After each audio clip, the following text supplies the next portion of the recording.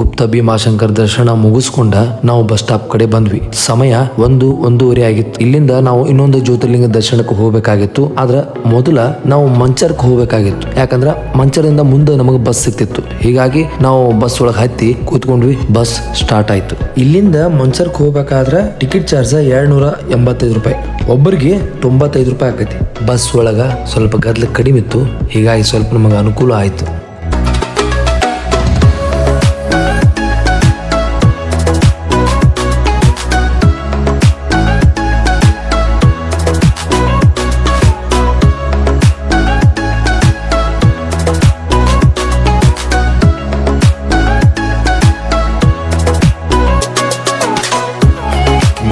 ಮಂಚರನ್ನು ಊರಿನ ಬಸ್ ಸ್ಟಾಪ್ಗೆ ಬಂದಾಗ ಸಮಯ 3:30 ಆಗಿತ್ತು. ಬಸ್ ಸ್ಟಾಪ್ ಒಳಗೆ ಯಾವ ಬಸ್ ಇಲ್ಲದೆ ಇರೋ ಕಾರಣಕ್ಕ ನಾವು ಒಂದು ಅರ್ಧ ತಾಸು ಅಲ್ಲೇ ಕೂತ್ಕೊಂಡ್ವಿ. 4 ಗಂಟೆಗೆ ನಾವು ನಾಸಿಕ್ ಬಸ್ ಹತ್ತಿ ನಮ್ಮ ಪ್ರಯಾಣ ಪ್ರಾರಂಭ ಮಾಡಿದ್ವಿ. ಮಂಚರದಿಂದ ನಾಸಿಕ್ ಹೋಗ್ಬೇಕಾದ್ರೆ ಟಿಕೆಟ್ ಚಾರ್ಜ್ 675 ರೂಪಾಯಿ, ಒಬ್ಬೊಬ್ಬರಿಗೆ 225 ರೂಪಾಯಿ ಆಯ್ತು. ಟಿಕೆಟ್ ತೆಗೆಸ್ಕೊಂಡ್ವಿ.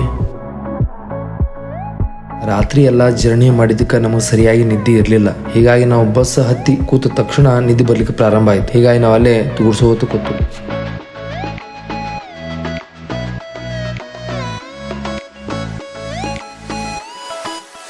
ನಾವು ನಾಸಿಕ್ಗೆ ಬಂದಾಗ ಸಂಜೆ ಸಮಯ 6:30 ಆಗಿತ್ತು. ನಾವು ಇದೇ ಬಸ್ ಮುಖಾಂತರ ಬಂದಿರೋದು. ನಾವು ನಾಸಿಕ್ದಾಗ ಚಾ ಕುಡ್ದ ಬಸ್ ಹತ್ಬೇಕಾರೆ ಟೈಮ್ 7:30 ಆಗಿಬಿಡ್ತು. ಬಸ್ ಬಂದ ತಕ್ಷಣ ನಾವು ಹತ್ತಿ ನಮ್ಮ ಪಯಣವನ್ನ ಪ್ರಾರಂಭ ಮಾಡಿದ್ವಿ. ನಾಸಿಕ್ ದಿಂದ ತ್ರ್ಯಂಬಕ ಊರಿಗೆ ಹೋಗ್ಲಿಕ್ಕೆ ಸಾಕಷ್ಟು ಬಸ್ಗಳ ವ್ಯವಸ್ಥೆ ಮತ್ತು ಆಟೋಗಳ ವ್ಯವಸ್ಥೆ ಕೂಡ ಇದೆ.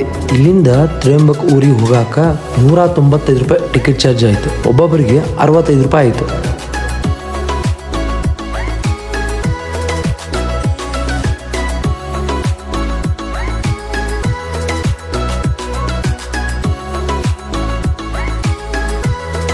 ಈ ಬಸ್ಸು ತ್ರ್ಯಂಬಕ ಊರಿಗೆ ಬಂದಾಗ ಸಮಯ 9:30 ಆಗಿತ್ತು. ಭೀಮಾಶಂಕರದಿಂದ ತ್ರ್ಯಂಬಕ ಊರಿಗೆ ಬರಬೇಕಾದ್ರೆ 9 ಗಂಟೆಗಳ ಕಾಲ ನಾವು ಪ್ರಯಾಣ ಮಾಡಿದ್ವಿ. ದೇವಸ್ಥಾನದಿಂದ ಸ್ವಲ್ಪ ದೂರ ನಮಗೆ ರೂಮ್ ಸಿಕ್ತು. ಅಲ್ಲೇ ನಾವು ಬ್ಯಾಗ್ಗಳನ್ನ ಇಟ್ಟು ನಮ್ಗಳದ ಇನ್ನೂ ಯಾರ್ದು ಊಟ ಆಗಿರ್ಲಿಲ್ಲ. ನಾವು ಟೈಮ್ ನೋಡಿದ್ವಿ 10:15 ಆಗಿತ್ತು. ಊಟ ಸಿಗ್ತಾಯ್ತೋ ಇಲ್ಲೋ ಅಂತ ಅನ್ಕೊಳ್ತಾ ಹೋಟೆಲ್ಗಳನ್ನ ಹುಡುಕ್ತಾ ಹೋದ್ವಿ. ಎಲ್ಲಾ ಹೋಟೆಲ್ಗಳು ಬಂದ್ ಆಗಿದ್ವು. ಆದ್ರ ದೇವಸ್ಥಾನದ ಪಕ್ಕದಲ್ಲಿ ಒಂದು ಹೋಟೆಲ್ ಬಂದ್ ಆಗ್ತಾ ಇತ್ತು. ಅಲ್ಲಿ ಹೋಗಿ ಊಟಕ್ಕೆ ಏನೈತಿ ಅಂತ ಕೇಳಿದಾಗ ಅವ್ರು ಹೇಳಿದ್ದು ಅನ್ನ ಸಾರು. ಅನಿವಾರ್ಯ, ಪಾಲಿಗೆ ಬಂದದ್ದು ಪಂಚಾಮೃತ ಅಂತ ಹೇಳಿ ಅನ್ನ ಸಾರ ಊಟ ಮಾಡಿ ರೂಮಿಗೆ ಬಂದ ಮಲ್ಕೊಂಡ್ಬಿಟ್ವಿ.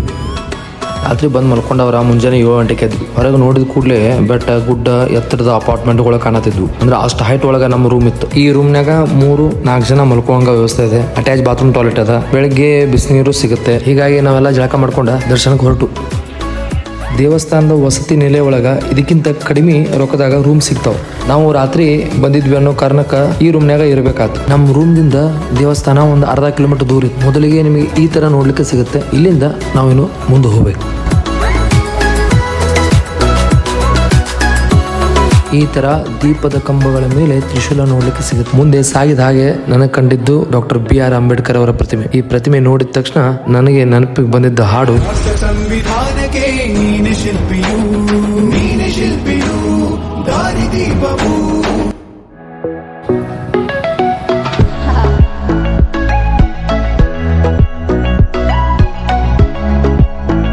ನಾವು ದರ್ಶನಕ್ಕೆ ಹೋಗುವಂತ ಸಂದರ್ಭದಲ್ಲಿ ಬೀದಿ ಬದಿಯ ಅಂಗಡಿಗಳೆಲ್ಲ ಇನ್ನು ಓಪನ್ ಆಗ್ತಾ ಇದ್ವು.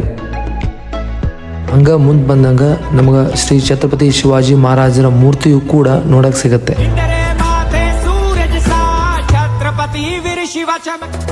ಈ ತರದ ಗಂಧದ ಮುದ್ರಿಕೆಗಳನ್ನ ಹಚ್ಕೊಳತಿದ್ರು. ಹೀಗಾಗಿ ನಮ್ಮ ಹುಡುಗರು ಹಚ್ಕೊಳ್ಳು ಅಂತಂದ್ರು.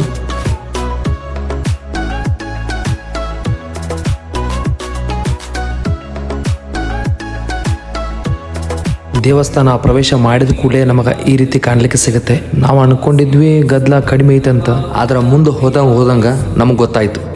ಈ ದೇವಸ್ಥಾನದ ಬಗ್ಗೆ ನನಗೆಷ್ಟು ಮಾಹಿತಿ ಗೊತ್ತೈತಿ ಅಷ್ಟು ನಾನು ನಿಮಗೆ ಹೇಳುವಂತ ಪ್ರಯತ್ನ ಮಾಡ್ತೀನಿ ರೀ. 12 ಜ್ಯೋತಿರ್ಲಿಂಗಗಳ ಪೈಕಿ ಇದು 8ನೇ ಜ್ಯೋತಿರ್ಲಿಂಗವಾಗಿದೆ. 12 ಜ್ಯೋತಿರ್ಲಿಂಗಗಳು ಶಿವನ ಸ್ವರೂಪವಾದರೆ ಬ್ರಹ್ಮ ವಿಷ್ಣು ಶಿವನ ಸ್ವರೂಪದಲ್ಲಿ ನಮಗೆ ನೋಡ್ಲಿಕ್ಕೆ ಸಿಗುತ್ತೆ. ದೇವಸ್ಥಾನದ ಮುಖ್ಯ ದ್ವಾರದಿಂದ ಸ್ವಲ್ಪ ದೂರ ಬಂದ ತಕ್ಷಣ ನಮಗೆ ಕಾಣಸಿಗೋದೆ ಈ ಕಳಶ.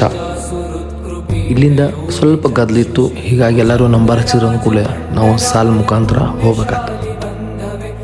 ದೇವಾಲಯದ ಗರ್ಭಗುಡಿಯ ಮಹಾದ್ವಾರದ ಮೇಲೆ ಕಪ್ಪು ಕಲ್ಲಿನಿಂದ ವಿವಿಧ ದೇವತೆಗಳನ್ನು ಮತ್ತು ಪೌರಾಣಿಕ ವ್ಯಕ್ತಿಗಳನ್ನ ಶಿಲೆಗಳಂತೆ ಅಲಂಕರಿಸಲ್ಪಟ್ಟಿದೆ. ದೇವಾಲಯದ ಒಳಗೆ ಹೋದ ಕೂಡಲೇ ನಮಗೆ ಈ ರೀತಿ ದೇವಸ್ಥಾನ ನೋಡ್ಲಿಕ್ಕೆ ಸಿಗುತ್ತೆ. ಇಲ್ಲಿ ನಾರಾಯಣ ನಾಗಬಲಿ, ಕಲಸರ್ಪ ಶಾಂತಿ, ತ್ರಿಪಿಂಡಿ ವಿಧಿಯನ್ನ ಇಲ್ಲಿ ಮಾಡಲಾಗುತ್ತದೆ. ನಾರಾಯಣ ನಾಗಬಲಿ ಪೂಜೆಯನ್ನ ಈ ತ್ರಿಂಬಕೇಶ್ವರದಾಗ ಮಾತ್ರ ಅಷ್ಟ ಮಾಡ್ತಾರ್ರಿ. ಈ ಪೂಜೆಯನ್ನ 3 ದಿನಗಳವರೆಗೂ ಮಾಡ್ತಾರೋ ಮತ್ತ ವಿಶೇಷ ದಿನಗಳಲ್ಲಿ ಮಾತ್ರ ಮಾಡ್ತಾರೋ. ಗರ್ಭಗುಡಿ ಒಳಗ ಮೊಬೈಲ್ ಅವಕಾಶ ಇರಲಿಲ್ಲ, ಹೀಗಾಗಿ ನಾವು ಒಳಗೆ ಹೋಗಿ ದರ್ಶನ ತಗೊಂಡ್ ಬಂದ್ವಿ. ಈ ತರ ನಮ್ಗ ಡಿಸ್ಪ್ಲೇಗಳ ಮುಖಾಂತರ ಕೂಡ ದೇವರ ದರ್ಶನ ಮಾಡ್ಲಿಕ್ಕೆ ಸಿಗುತ್ತೆ. ಇಲ್ಲಿಂದ ನಾವು ಹೊರಗೆ ಬಂದ ದೇವಸ್ಥಾನದ ಸುತ್ತ ಪ್ರದಕ್ಷಿಣೆಯನ್ನ ಹಾಕಿ ಒಂದಿಷ್ಟು ಸಮಯ ಅಲ್ಲೇ ಕೂತ್ಕೊಂಡ್ವಿ. ಬ್ರಹ್ಮಗಿರಿ, ನೀಲಗಿರಿ ಮತ್ತು ಕೋಟಗಿರಿ ಪರ್ವತ ಶ್ರೇಣಿಗಳ ಹಚ್ಚು ಹಸಿರಿನಿಂದ ಕೂಡಿರುವ ನಿಸರ್ಗದ ಮಡಿಲೊಳಗ ಈ ದೇವಾಲಯ ನಮಗೆ ನೋಡಾಕ ಸಿಗುತ್ತೆ. ಈ ದೇವಾಲಯವು 18ನೇ ಶತಮಾನದಲ್ಲಿ 3ನೆಯ ಪೇಶ್ವೆ ಬಾಲಾಜಿ ಬಾಜಿರಾವ್ ಅವರು ನಿರ್ಮಿಸಿದ್ದಾರೆ. ದೇವಾಲಯ ಪೂರ್ಣ ಕಪ್ಪು ಕಲ್ಲಿನಿಂದ ನಿರ್ಮಾಣವಾಗಿದ್ದು ಮತ್ತು ಈ ದೇವಾಲಯ ನಾಗರ ವಾಸ್ತು ಶೈಲಿಯಲ್ಲಿ ನಿರ್ಮಾಣವಾಗಿದೆ. ಪ್ರಾಚೀನ ಶಿಲ್ಪಕಲೆ ಭವ್ಯತೆಯ ಕೌಶಲ್ಯಗಳಿಗೆ ಈ ದೇವಸ್ಥಾನ ಸಾಕ್ಷಿಯಾಗಿದೆ. ದಕ್ಷಿಣದ ಗಂಗೆ ಅಂತ ಕರೆಯುವ ಗೋದಾವರಿಯ ಮೂಲ ಕೂಡ ಇಲ್ಲೇ ಇದೆ ರೀ.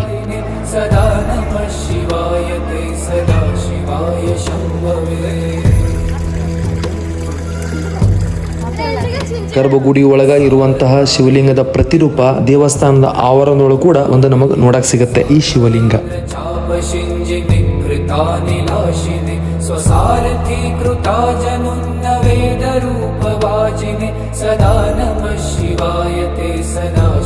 ವೇದ ಪಾಠಶಾಲೆಯ ಒಂದಿಷ್ಟು ವಿದ್ಯಾರ್ಥಿಗಳು ಅಲ್ಲಿ ಬಂದಿದ್ರು.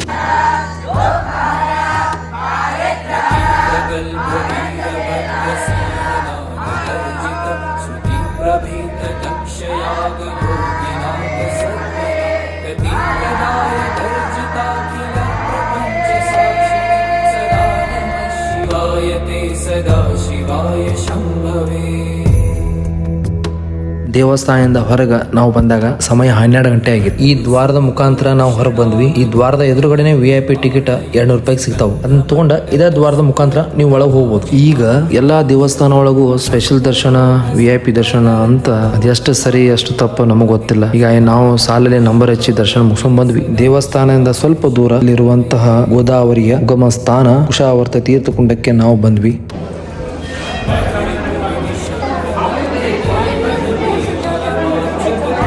एक त्र्यंबकेश्वर क्षेत्र है। इस क्षेत्र में गौतम ऋषि यहाँ अपनी पत्नी अहिल्या जी के साथ यहाँ निवास करते थे। प्राचीन काल में वो खेती करते थे। उस खेती में एक दिन गाय चली गई। उन्होंने गाय को हकलने से का प्रयास किया तो उनको वो गाय वहाँ मर गई। उनको गोहत्या का पाप लगा। उन्होंने पाप निवारण करने के लिए त्र्यंबकेश्वर क्षेत्र में पीछे ब्रह्मगिरी पर्वत है, हाँ भगवान शिव जी की उन्होंने तपस्या की। हाँ भगवान शिव जी प्रकट हुए, उन्हें गोदावरी को आज्ञा की कि आप पृथ्वी के ऊपर प्रवाहित हो जाइए। गोदावरी मैया उनके जटे से बाहर आने के लिए तैयार नहीं थी। भगवान शिव जी ने क्रोधवश वहाँ पे उन्होंने जटापट की और जटे में से गोदावरी बाहर प्रवाहित हो गई। तो वहाँ गोदावरी गुस्से में थी, इसलिए से वहाँ से गोदावरी गुप्त हो गई। तो दूसरा एक पहाड़ गंगा द्वारा वहाँ गौमुख से निकलती है। फिर वहाँ गौतम ऋषि उनके पीछे वहाँ तक चले गए, गोदावरी के पीछे। वहाँ गोदावरी उनको मिली नहीं। फिर वहाँ से गोदावरी लुप्त हुई तो ज़मीन के अंदर से यहाँ गड्ढे में निकलती है। यहाँ से हमेशा पानी भरा रहता है। यह पानी आप निकालेंगे तो फिर नीचे से आता रहता है। फिर यहाँ से गोदावरी नीचे कुंड में जाती है। फिर गौतम ऋषि ने यहाँ आकर गोदावरी मैया की प्रार्थना की, उनको शांत किया और इस कुंड में उन्होंने स्नान किया। उनका गोहत्या का पाप निवारण हुआ। पृथ्वी के ऊपर 4 जगहों पे अमृत की बूंदें गिरी है। एक इलाहाबाद प्रयाग में और हरिद्वार में, उज्जैन में और एक त्र्यंबकेश्वर में। इस कुंड में गिरे, इसीलिए हर 12 साल में एक बार यहाँ कुंभ मेला होता है। त्र्यंबकेश्वर में ही रियल कुंभ मेला होता है। सब नागा बाबा यहाँ स्नान करते हैं। ये छोटी जगह है, ये आगे गोदावरी बड़े होकर नासिक जाती है पंचवटी में, इसलिए पब्लिक के लिए वहाँ पे रखा है। ये त्र्यंबकेश्वर ज्योतिर्लिंग है, शिव जी का स्थान है। जो शिव भक्त नागा बाबा है वो यहाँ स्नान करते हैं, वो नासिक में नहीं करते। नासिक में कौन? नासिक में जो शिव राम भक्त है, वैष्णव साधु जो 3 खड़े रहे, वो नासिक में करते हैं। त्र्यंबकेश्वर भगवान का पालकी हर सोमवार के दिन यहाँ पे स्नान के लिए आते हैं। अच्छा, यहाँ पंचामृत पूजा होता है, अभिषेक होता है, महाआरती करके फिर मंदिर में ले जाओ। ದಕ್ಷಿಣದ ಗಂಗೆ ಅಂತ ಕರೆಯುವ ಗೋದಾವರಿ ನದಿಯ ಮೂಲಕ್ಕೆ ಕುಶಾವರ್ತ ತೀರ್ಥಕುಂಡ ಅಂತ ಕರೀತಾರೆ. ಇಲ್ಲಿ ಸ್ನಾನ ಮಾಡಿ ತ್ರಯಂಬಕೇಶ್ವರ ದರ್ಶನ ಮಾಡಿದ್ರೆ ಅವರು ಮಾಡಿದಂತ ಪಾಪಗಳಿಗೆಲ್ಲ ಮೋಕ್ಷ ಸಿಗುತ್ತೆ ಅಂತ ಪಂಡಿತರು ಹೇಳ್ತಾರೆ. ಈ ದರ್ಶನ ಮುಗಿಸ್ಕೊಂಡ ನಾವು ಹೋಟೆಲ್ಗೆ ಹೋಗಿ ನಾಷ್ಟಾ ಮಾಡಿ ರೂಮಿಗೆ ಹೊರಟ್ವಿ. ಇಂದಿನ ವಿಡಿಯೋದಲ್ಲಿ ಮತ್ತೆ ಸಿಗೋಣ. ನಮಸ್ಕಾರ ರೀ.